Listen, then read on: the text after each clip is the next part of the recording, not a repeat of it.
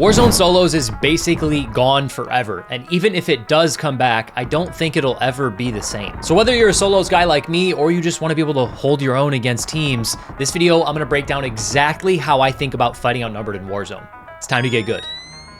Okay, so when we're playing in a game like solo versus duos, aka 1v2, we want to focus on having not necessarily a fast start, but a good start. And the way we have good starts is by practicing our early game. So the early game is just about getting your loadout down as soon as possible. One of the best ways to do that is to land on a scav.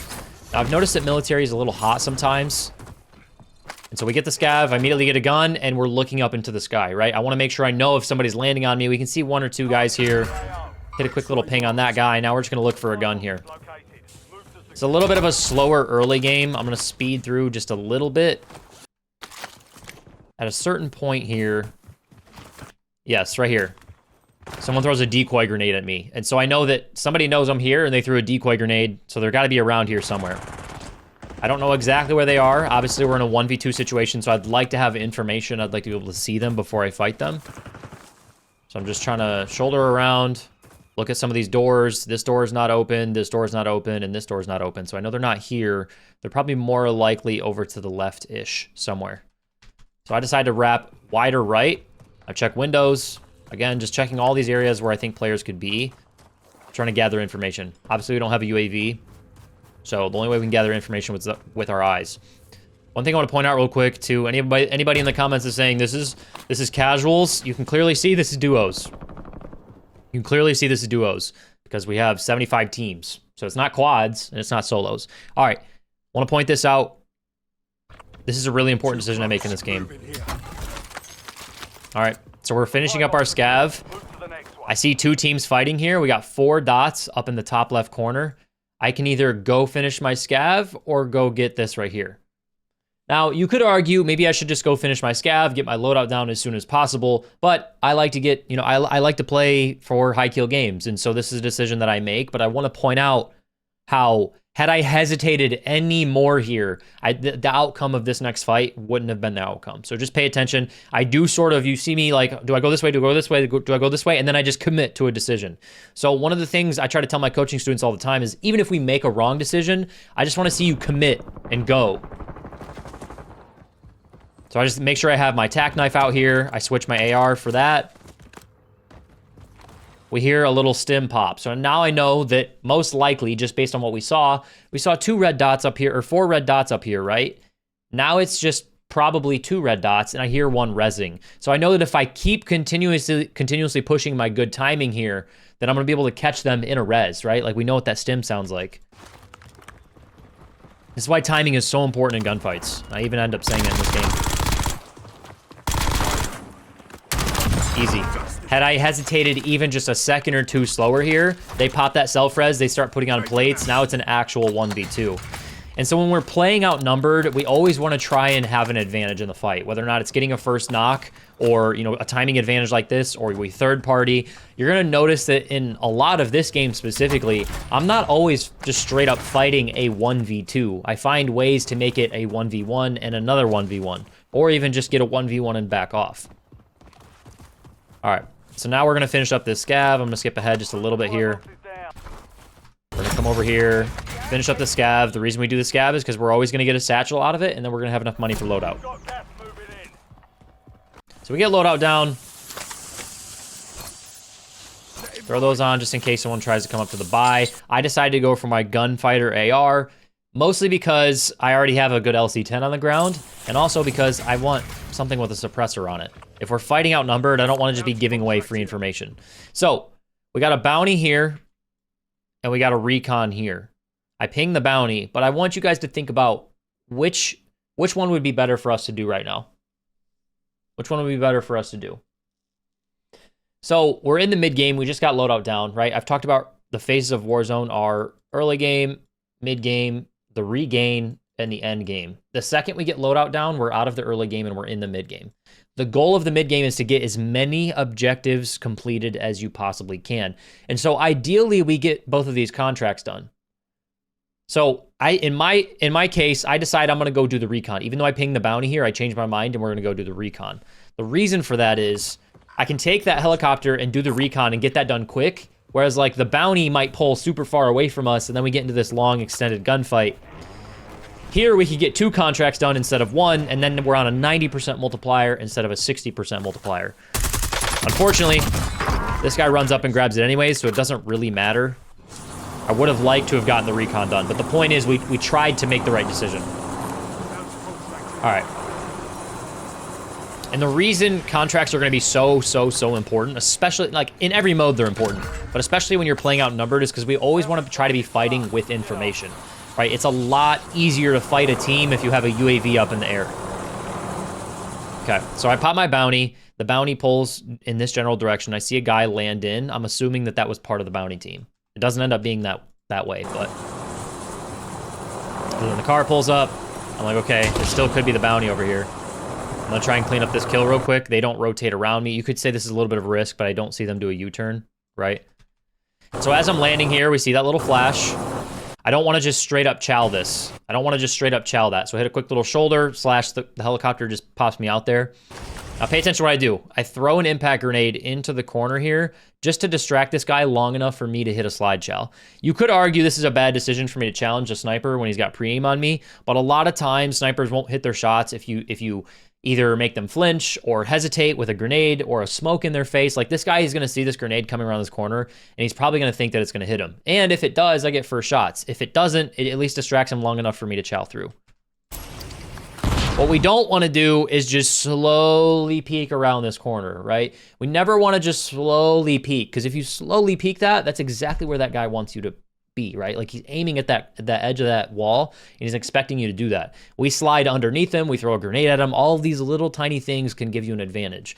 Again, this is a little bit more of an aggressive, risky play, but it allows me to get first shots on this guy. All right, so the second we got out of that gunfight, we immediately turn towards the next one.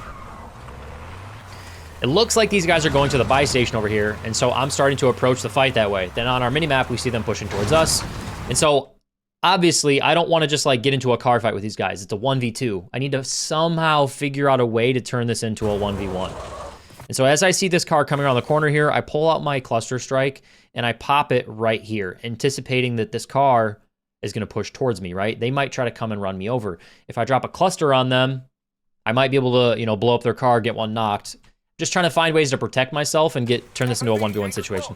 Cluster probably wouldn't have worked anyways, but they just decided to drive away. Put damage on the car.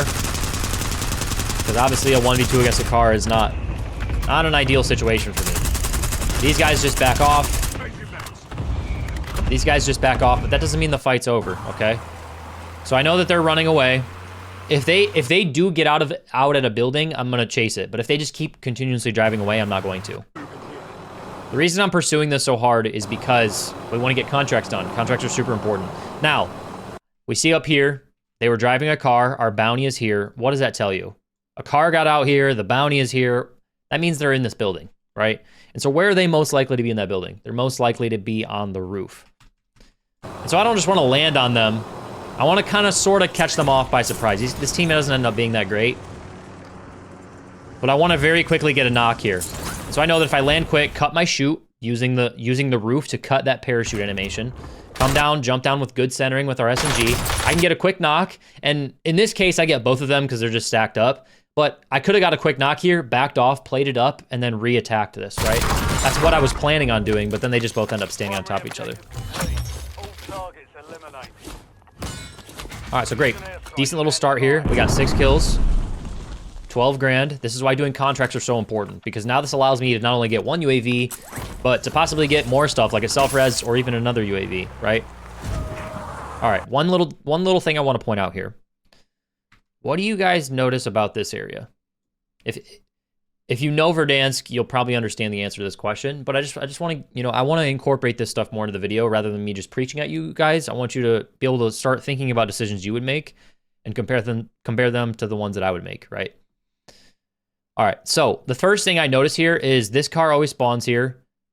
This four-wheeler, I'm not sure if that spawns there, but I know for a fact that this car does not spawn next to this building. And so what does that tell us?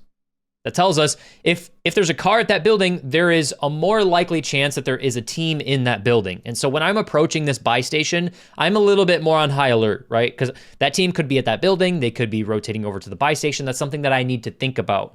When you're playing outnumbered, you need to be very, very, very aware of where other teams could be, right? I talk about all the time in my videos where I try to predict something. Half the time I'm right, half the time I'm wrong. In this case, we'll see what happens.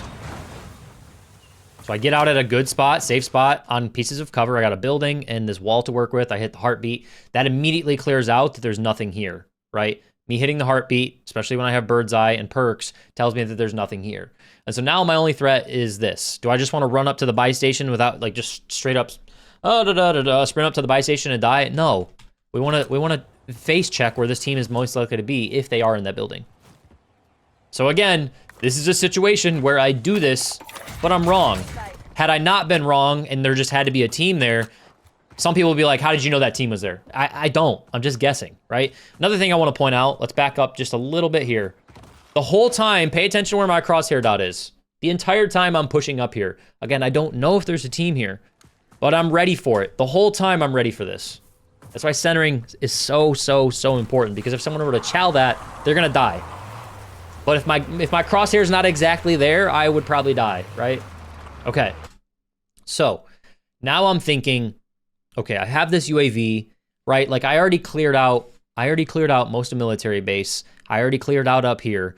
I didn't pop my UAV for a very, very specific reason. A lot of you guys are using your UAVs the wrong way. You're not being efficient with how you use your UAV. They have kind of nerfed UAVs, right? They don't last as long, and the range on them is not as big as it used to be in the past. So we want to be very, very strategic and efficient with the way that we use our UAVs. I've already cleared out this area. If I pop a UAV here, it's kind of just a waste, right? Like a UAV, especially in solo duos, is a big, big investment. That's $6,000 that we're going to invest into achieving other objectives, right? The mid game is entirely about getting as many objectives done as we possibly can that are going to snowball us into the end game with a ton of cash so that we can get our end game checklist, get our tools, and win the game, right? I know that was a long-winded thing that I just said, but the whole point I want you to understand is question when you use your UAV. Think about what kind of ROI, what kind of return on my investment am I going to get out of popping this UAV? I've already cleared out this area. Why would I pop a UAV in an area that I've already cleared out, right? So we're going to go somewhere else. There could be people here. There could be people here. There could be people at TV station. If I went back to my comms, you would hear me say, all right, I don't think I'm going to do this. I think I'm going to go to TV station and then pop because I'm more likely to see people rotating in from TV station. Now, that doesn't exactly pan out. I'm not going to spoil it, but just the fact that I want to point out is that I'm thinking about these things, right? You can see me ping that, so I'm not BSing you guys. I just don't like having my actual voice from the real live game on these, just because it gets a little bit confusing for the viewers. So, by the way, viewer, if you are enjoying this, make sure to like and subscribe. I also have a coaching program. You can check that out if you want me to break down your games like this. Check out the coaching link in the description. All right, so I start to head this way. I don't need to get load out because I already have a good SMG, good AR. Start to head this way, and then I see a dot up here, okay?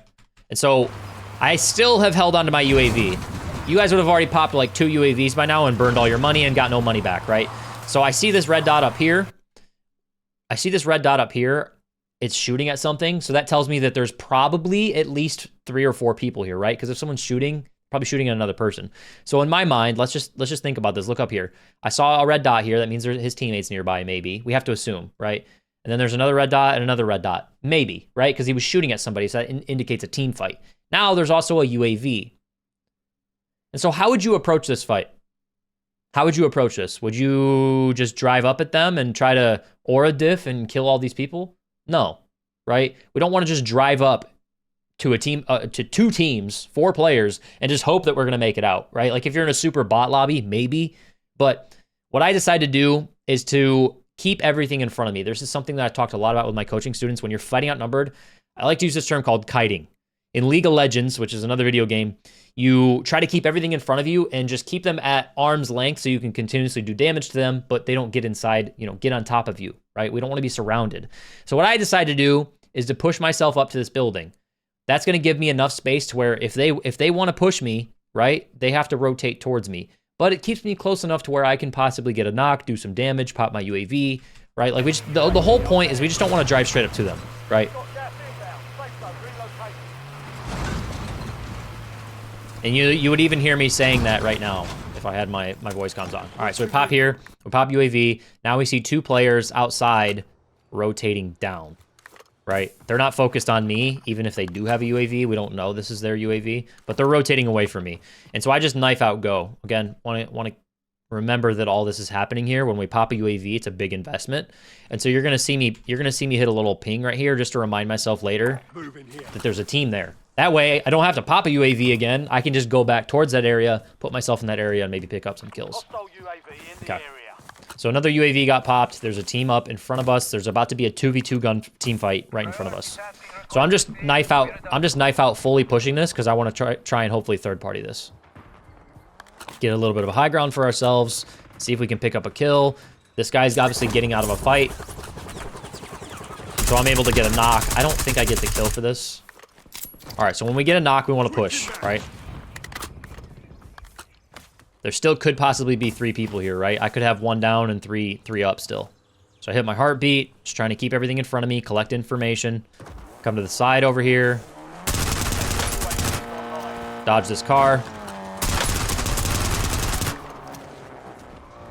Okay, and so you guys probably can't hear that. There was a very tiny blip of footsteps to my right. So I go to fight this. Yep, I go to fight this. I heard footsteps. I know that's going to sound like I'm BSing, but I heard footsteps there. So I immediately turn around, try to have good centering. Honestly, probably should have died here. But point is, this fight starts to get hairy. But let's look at this. Let's zoom in over here, right? We can't, I mean, we're not going to assume these guys are on the same team, but it looks like they're on the same team, right? Like we just saw one, let's switch to red here. We just saw one get out over here, and we know there's one over here, right? And so they're split up. If we're fighting a team, we always want to turn it into 1v1s. We want to force 1v1s when possible. So even though I'm weak here and I'm plating on this corner, I'm still looking to take advantage of this team being split up, right? Like this is a situation where they're not stacked up, they're not inside of each other's you know what's. And so what I'm going to do is I'm going to punish this guy's over-aggression, right? Like his teammates calling out, he's weak, he's weak, he's weak. And so he's running towards me, right? But what he doesn't know, I'm about to challenge this, right? Because I can catch him in attack sprint. We hear him running. I bust the door open, slide back out. And then I even strafe back towards cover here. Once I don't get a knock, I'm like, all right, this is too hairy. I got to back up even more. We talked about kiting, keeping everything in front of us, right? So now I'm here. These 2 guys are here. If they want to push me, they gotta come out in the middle of the open for me, right? Like maybe not in the middle of the open, but like I've at least backed myself off enough to where they're not surrounding me and I feel like I'm suffocating, if that makes sense. So I got my crosshair centered where they're most likely to come out of, which is that door. And once they don't, I get up to high ground, check the other area they could come from. And now it's reset. This is back to a 1v2. Like just a pure 1v2. We both know where each other are. So right now it's kind of a little bit of a waiting game. We just did see someone over by the antenna. That means there's another guy here, maybe another team. Heartbeat confirms they're still in front of me. And I'm like, all right, let's try this again. Making sure I got information. They're on the other side of the building. As I'm doing this, we look up at the minimap. We can see that there's a fight going on over here. This is another situation where timing is very important, right? Like these guys are fighting each other. If I want to third party this, I have to go now. Had I hesitated and waited like a second or two there, this guy is probably, you know, all the way over here already, right? This is why timing is so important. You're going to hear me talk a lot about timing. You got to make a decision and go. Don't be scared. Make the decision, even if it's the wrong decision. We know what we did wrong, right? Get an easy knock here. Continue to hit our heartbeat for info. I'm like, all right, I'm going to continue to third party this. The second I do, the team from Quarry rotates over. And so now I'm in a little bit of a sandwich, right? Like we got a team up here, team over here. I don't like where I'm at. We got a heli flying around. I got to play this a little bit slower. Still keeping myself near the fight. Thought that was a body. Got a team above me, team in front of me right here, obviously, and a team over here. So my biggest threat in my mind right now is not the heli team. It's not these guys over here. It's the team that was here. Because they could push you know, straight underneath me here and then come up the stairs. And so that's exactly where my crosshair is centered, is where I'm most likely to get shot from. Another situation where I predict something and it doesn't pan out. 2 guys in front of me over here. Where are they most likely to come from? Right? We know they're in that house now. We can hear them. We have them on heartbeat. See him run up the stairs, right? We saw him run up. And so we know that more than likely they're both right here. So what would you do in this situation? We're going to center where they're most likely to pop up, right? They saw us over here. They see the helicopter over here. They see more gunshots over here. Where are they most likely to pop up? Right in that window. All right, so we immediately turn this into a 1v1, like right off the rip. Just with a little bit of smart decision making here. All right, so that guy preemptively throws a nade down the stairs. This is the most frustrating death I've had in Warzone in a while. I'm fully plated, mind you. Pick up a frag, throw that in to try and get first shots. Bro literally jumps out the window with an RPG and shoots it at his own feet. He doesn't die, but I do. And I'm fully plated, mind you. Nothing you can do about that. There's literally nothing you can do about that. If that guy runs out there with an SMG, he's dead, right? I got first shots. Just the corniest thing I've ever seen. Is what it is. Don't let it ruin our game. Let's talk about the gulag. So in the gulag, I always try to run up to cover and pre-aim. I think one of the best tips I could give you for the gulag is to hold your iron sights down. Like ADS, the way I am right now. Use my thermite to push this guy off of his cover. Slide out to the left. Good centering. Easy peasy. Easy peasy. And so another thing I want to point out is we have 9 kills right now. We have, you know, I'm not going to spoil it, but we have a potential for a 20 bomb plus game here. And we started fairly slow. So it's not like you don't have to land Superstore and fight 1v6 to start your game every single game. We want to focus more on playing consistently, playing the right way, playing according to the phases of Warzone. Early game, get our loadout down. Mid game, objectives, cash, regain. Right here, we get our loadout. End game, we go for the win. Right? Like, we don't always have to land Superstore and go crazy. All right, so as I'm landing in here, I don't see anything near us. There's only just my loadout. This is obviously a risk, but one we have to take if we want to get back in this game. I almost always go for my gunfighter AR, by the way. Always go for your AR gunfighter before your SMG gunfighter if you're playing Battle Royale. Because you're not going to get into as many close range fights. Now, that doesn't mean don't have an SMG, but... Okay, so we died over here. We're going to go back over here, right? This is the last place we knew there were people. We're a little bit reset. We're a little bit behind the bar on cash flow right now, right? So we don't have enough to pop a UAV. We need to... I want to get into gunfights, right? That's the whole point of playing Warzone, at least in my opinion. So, since we don't have a UAV, we're going to go to the last place we saw people, which was over by where I died. I'm going to skip a little bit ahead here. Trying to play this smart. Obviously, we knew there was a team up there. The RPG kid is in this building to our left. I hear a loadout pop. At least it sounds like a loadout pop. Hear a parachute. I want you to pay attention to my trigger discipline here. If I shoot this guy, I probably don't kill him. If I shoot this guy, I get really close, but then he runs over the edge or jumps off. Like, this is a decent player, I can just tell. I probably don't kill that guy, right? And so then I give up my element of surprise. Now, he was staring at something. So I'm like, okay, in my mind, I'm just keeping in my mind that that guy was looking towards something, like he was ADS'd on that roof, looking down. And so there could be more people here. All right, so what does this tell you? This tells you that somebody just got bought back.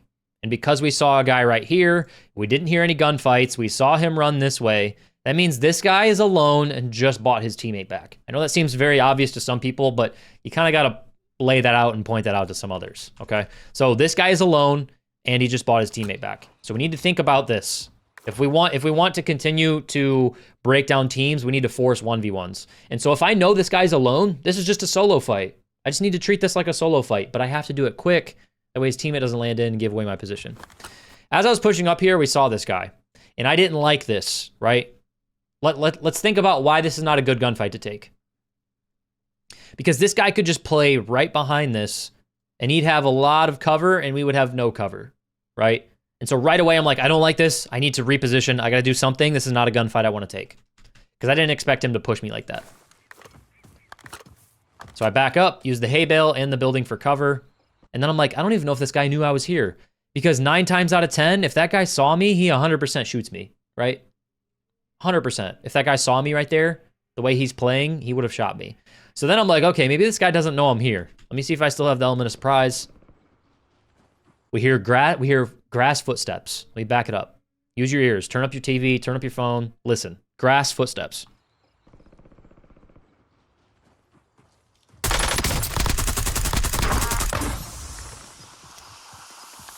So just by a little bit of general awareness, that guy buying his teammate back, me making good repositions, we catch this guy running out in the middle of the open. It's a free 1v1, right? And I didn't hear his teammate land in. The heartbeat confirms it. And so I know I'm pretty safe here. Okay. Now we burned our gulag. You could argue, let's go UAV here. But since I burned my gulag, I'd like to have a self-res. We're also really close to another UAV. So I look around, see maybe if I can find one little tiny stack of cash. Loot one box, don't get cash. I'm like, all right, we'll get cash somewhere else. Let's get out of here. Let's get out of here. All right, so we're still in the mid game. We're starting to get towards the end game, but we're still in the mid game. What do we want to do in the mid game? We want to achieve and complete as many objectives as we possibly can.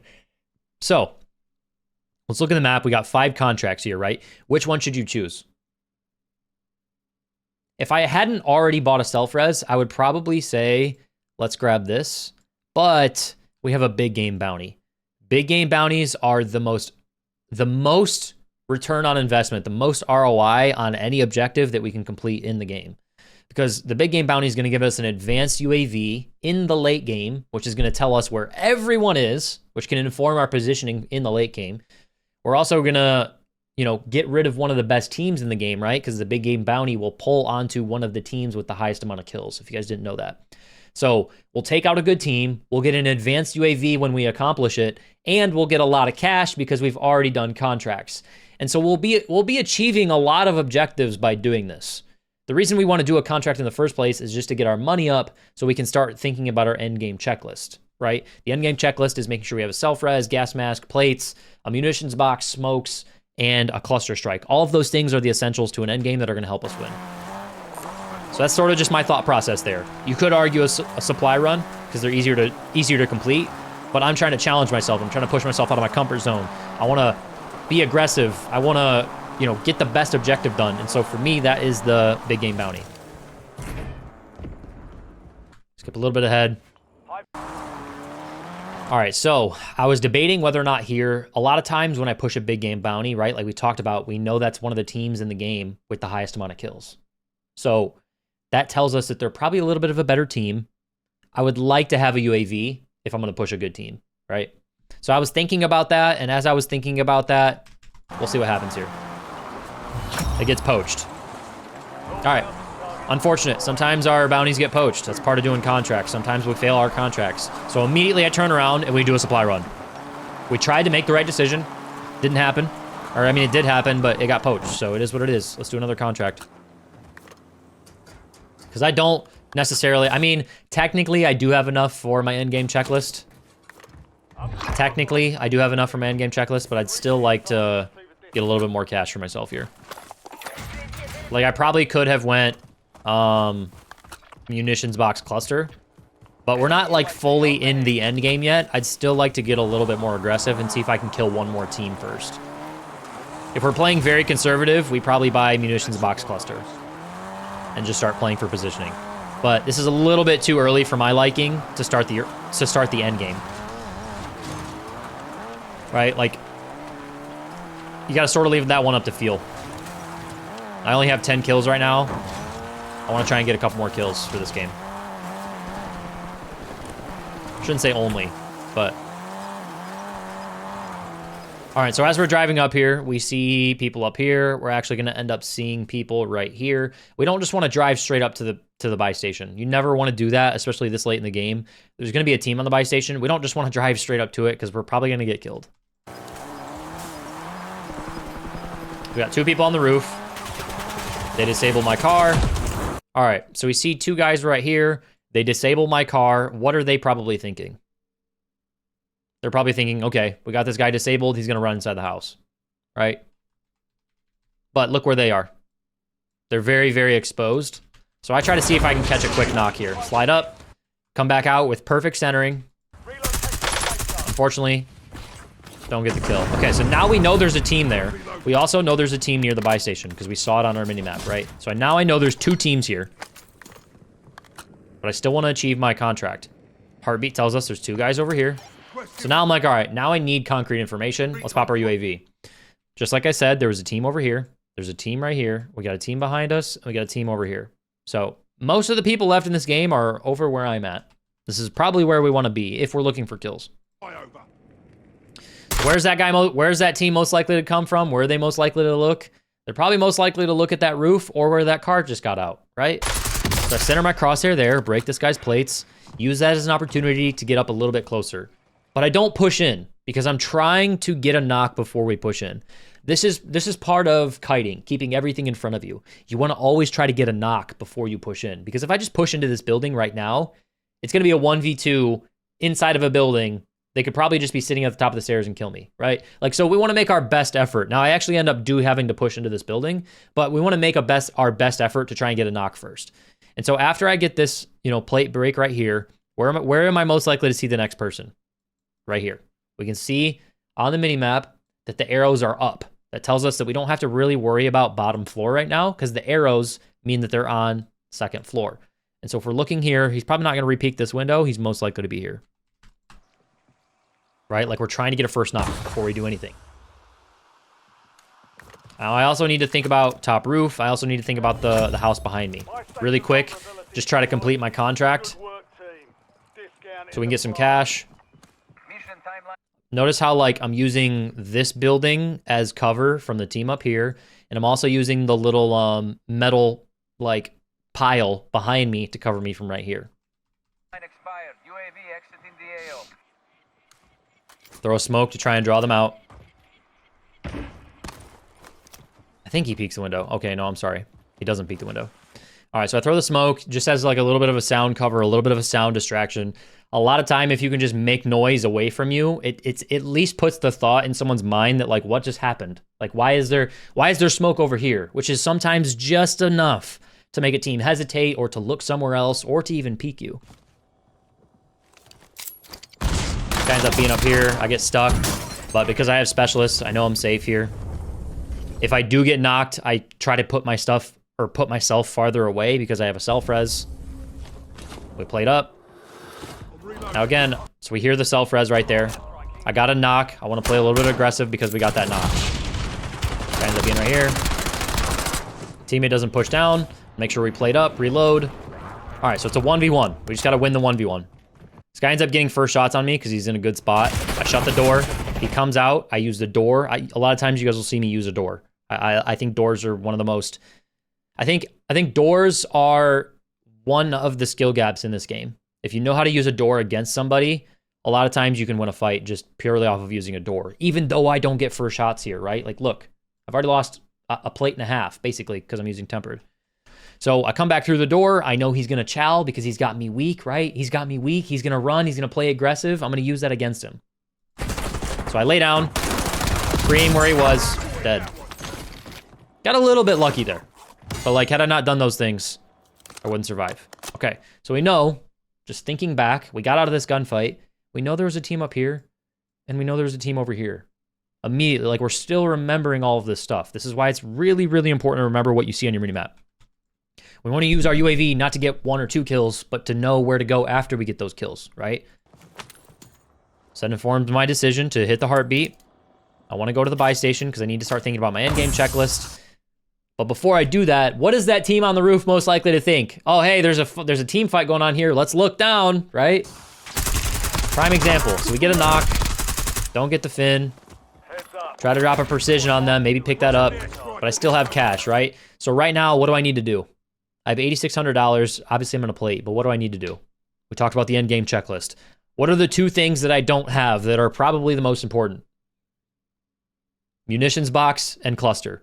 The munitions box is going to give us more smokes, which gives us a lot of portable cover in an open endgame situation. And then the cluster is also going to give us portable cover and, you know, just damage in general. So I played up, make sure we're moving. Pick up my cluster, pick up my munitions box, but I only have 5 plates. So I come back and pick up more plates.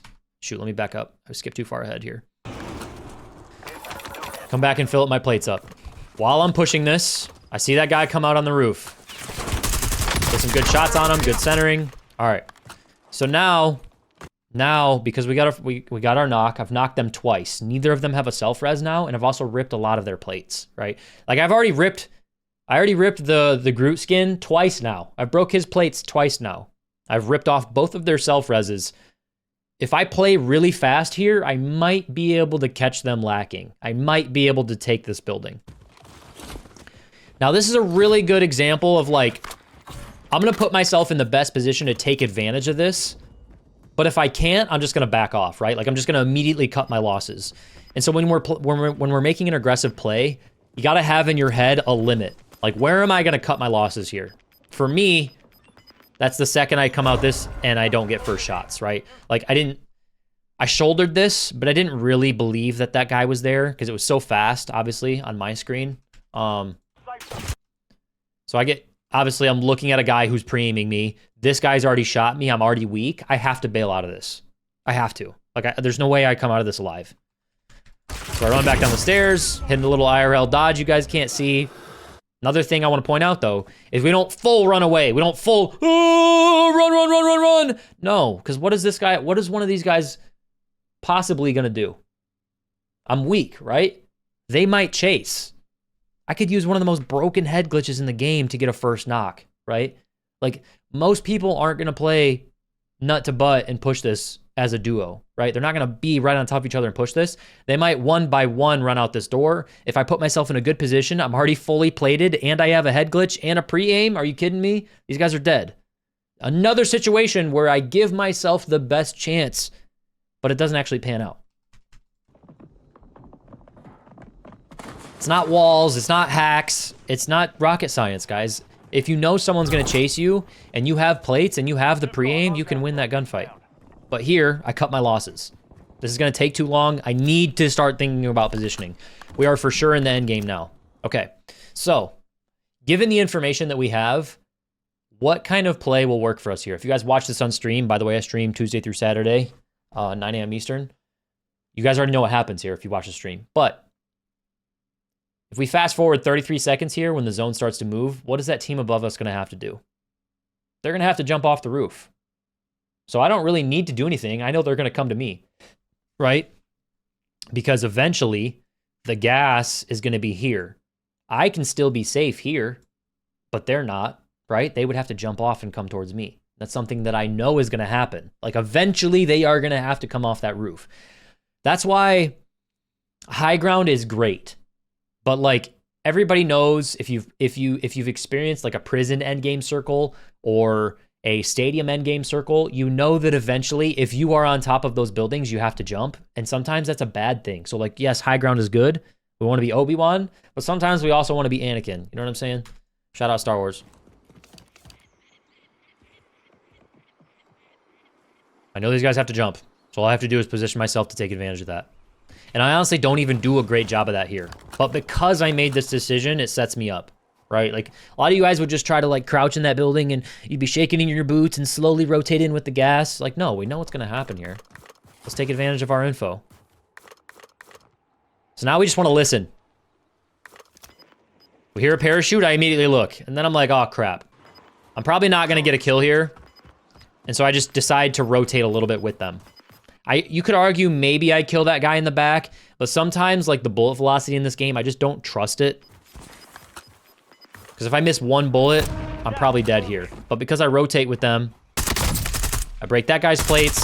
And because I've already shot these guys so many times, I know that I can play aggressive on this. This fight, I actually end up getting a little, I wouldn't say lucky, but I knew I was playing this because I knew that I had already ripped all of these guys' plates. I had ripped all of their self-reses. Somehow that guy gets another self-res. I guess he doesn't have a self-res. No, he's knocked. Never mind. Never mind, he doesn't have a self-res. Not dead yet. Changing mags. So just by knowing that they had to jump, I was ready to take advantage of that. And I honestly could have done a much better job. Okay, so now we're in full endgame mode. We need to think about perfect positioning here. So no one else has fought. I'm currently a bounty. We got 5 teams left, which 5 teams, 9 players. That means one of them's a solo, okay? And so I just shot an unsuppressed weapon. Obviously, it was my LC-10, not this C9. Anyone that's in this zone is going to see a bright red dot here, right? Like, they're at least going to hear it. They're going to see it. And so I need to play defense mode, right? A team could rotate in from here. A team could rotate in from here. They're probably not likely to come this way. But, like, point is, I need to be on alert that there's a team possibly pushing towards me. So I check both of those areas visually. And we just start thinking about perfect positioning right now. I know that I have the plane. I want to use this plane to my advantage for cover. I'm kind of looking, we're sort of analyzing what is this zone going to do? Where do I want to be in preparation for the next zone? Obviously, if you watch the stream, you know that what happens here. So this is a wall. This is a wall right here that kind of splits everything into pieces. We have some cover here. There's a little bit of a cliff here. There's a loadout drop. I'm just thinking about all the pieces of cover that could be used right now. And I'm trying to process and eliminate where I need to go, where other teams are. I'm just trying to play for perfect positioning, right? That's all I'm thinking about here. And this is a prime example of why we want smokes, why we want a cluster strike. Because this circle, is going to most likely be something like this, at least, somewhere in that general vicinity. Do you see a lot of cover here? No. That's why we have smokes. That's why we have a munitions box. That's why we have a cluster. All of those things are tools on our tool belt to help us win games. Okay, one thing I want to point out is I am being hunted right now. So I'm trying to figure out where that bounty's coming from. Push myself a little bit closer in one direction. That's going to tell me, it's going to tell me something very specific, right? Prime example. The closer you get to a bounty, the more the threat level goes up. And so by pushing up and to the left here, my threat level goes up. Now, that doesn't for sure tell me that this team is over to the left, but it's more likely because I pushed left and then the bounty threat got increased. That means more likely than not, there's probably a team that's hunting me from the left, and that's more of a threat to me than to the right. Now, you could argue maybe they're also pushing from the right and just happened to got closer to me, but that's a little bit of a piece of information that we get there. All right, so when I came back here, the bounty threat went back down to 1. So now I know there's a team over there deep. Okay. One thing I think is super important, I didn't really point this out. Whenever you hear that beep, beep, beep, beep, and you know the zone's closing, your eyes need to be up here and seeing what the zone's gonna do, right? Because the second that zone narrows down, we wanna start thinking about where we wanna go next. Okay, so we don't really have a lot of good options. We don't really have a lot of good options, but I know that we have this fence line. So that's sort of what I'm thinking right now is I can at least cut the zone in half and have a piece of cover if I play the fence line. I'm trying to visually confirm there's nothing on my left. You know what I mean? At least close left.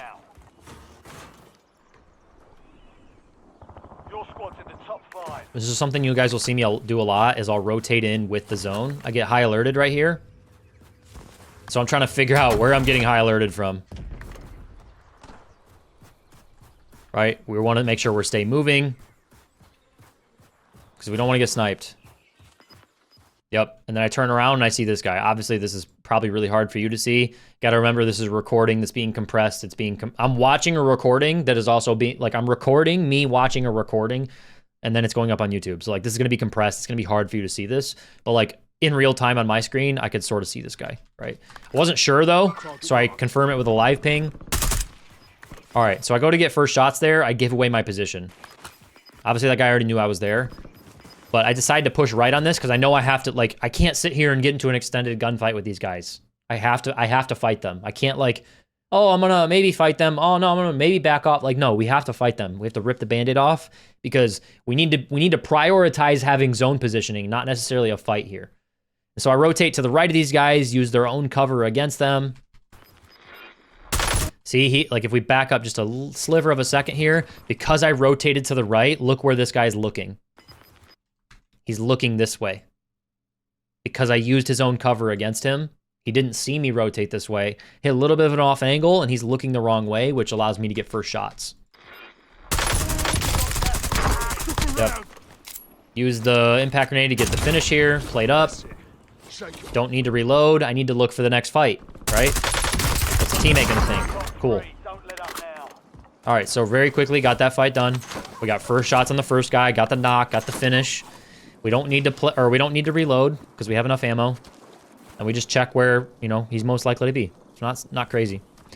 All right, so now we are in 3 teams left, 4 players. That means it's a 1 me versus 2 versus 1. So there's 2 people and 1 person. Enemy UAV is online. We're safe here on this car. We're safe here on this car, but I need to start playing for the fence. At least in my mind, that's what I need to start thinking. I kind of come back to the left here in case that bounty team is trying to push up towards me. Right, we're just kind of like clearing out our side of the zone right now. Like we don't see what's on the other side of this fence. That's something I'm thinking about. There could also be a team rotating in from the right. Just all these things that I'm keeping in my mind. Just trying to keep everything in front of me. Right, like we don't want to be in the center of this circle. All right, zone pulls away from us again. Prime example of why we need smokes, why we need a munitions box, why we need a cluster. This is why we have the end game checklist, is for zones like these that never pull towards us and are also in the open. This is why we do have the end game checklist, because I probably don't win this game without the things that I have. Closing in. But that takes a lot of forethought and a lot of setup that you guys need to start doing in your games. Okay, so right now I'm just looking, I'm just trying to figure out where these guys are, right? They could be on the loadout drop because that's a decent little piece of cover. Just process of elimination, trying to figure this out. I know that I can work up to this fence and play it because I'll have a lot of cover. Checking the left, making sure no one's rotating into the side. Gas closing in. So right now I want you guys to think just where are you most likely to see people, right? Like based on what we've already cleared out. Let's go to yellow here. I've already kind of cleared out, let's say, like this much of the gas, right? Like I already know for a fact that there's not much here. We cleared out 1/3 of the circle. And so where are we most likely to see people? We're most likely, because we don't hear shooting, in my mind, we're most likely to see people over here and either over here or over here. But there are no, like, there's 2 guys and then 1 guy, right? So if they were near each other, they're probably shooting at each other also, right? And so that tells me that they don't know where anyone is. So that means that there's probably one other team on my side of the fence in the deep, and then also another guy somewhere over here-ish. Process of elimination. Visually confirmed there's no one back here, right? Like I don't know for sure. I hear a thermite. Realistically, the only place a thermite could have come from was over here. Deeper in the zone where I haven't checked yet. Didn't really have an opportunity for first shots there. Get sniped. All right. So what I want you to notice is how I play this. I use my cluster. Too close. Use my cluster. I put it down on them. What's that going to do? What's that cluster going to do? If we look up here at the minimap. That cluster is going to blow up all of their safety, right? It's going to blow up all their cover. They either have to play deeper or they have to cross the fence. This is why having clusters and smokes and munitions boxes is so important, because it's tools that you can use against your enemy, right? So imagine you're in their shoes. You have this little bubble of cover, and now there's a cluster strike on you. You're going to scramble. You're going to either panic and run this way, or you're going to panic and run this way. So by doing that, I'm able to retake this side of the fence. I can use the hill. I have a gas mask, and I'm like, all right, cool. I want this side of the fence because I know that's safer for me. And prime example, he scrambled out deep and he's looking left. Prime example. A little bit of a gas play here. Now it's a 1v1v1. I just need to get into the zone now. I know that if I can get up to this fence, I can probably win this game. Switch to my SMG, I think. Maybe. No, I don't. Okay, so I check. Obviously, the last place I saw the teammate was also over here. So I check that. I'm gonna back up because I was yapping. Listen. So we heard somebody die. We heard somebody die. We heard like a, ah! We hear somebody die. We look up here. It's a 1v1. I also hear footsteps close left. Right? You just heard those footsteps close left. So now I know it's a 1v1. I got a guy close left. There's 2 options we could go with here. Option A is what I was thinking of. Like, option A, for me, would have been use our smokes to rotate and get ahead of this guy. That was my first option. So I preemptively pop my munitions box because I know I'm going to throw 2 smokes down, or 1. Then I'm going to hit it again for more smokes and just try to play ahead of this guy and then hold him coming in. That's what I'm initially thinking here. Slide down the hill, use the rocks as cover, but he starts to shoot at me, and so where's my crosshair? My crosshair is where he's most likely to pop up, right? Like, if we talked about 1v1s. This is a 1v1. This is a 1v1 to win the game. We just come back to our fundamentals. This doesn't have to be stressful if we get first shots and we track better. Play the smoke. He gives up his preem advantage. Get headshots there, break his plates. Now we just play aggressive, right? Like, I broke that guy's plates. I have full plates. We just play aggressive on this.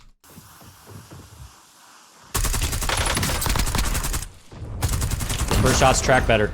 If you guys enjoyed this video, make sure to leave a like and subscribe. Also, check out the coaching program. I'll see you in the next one.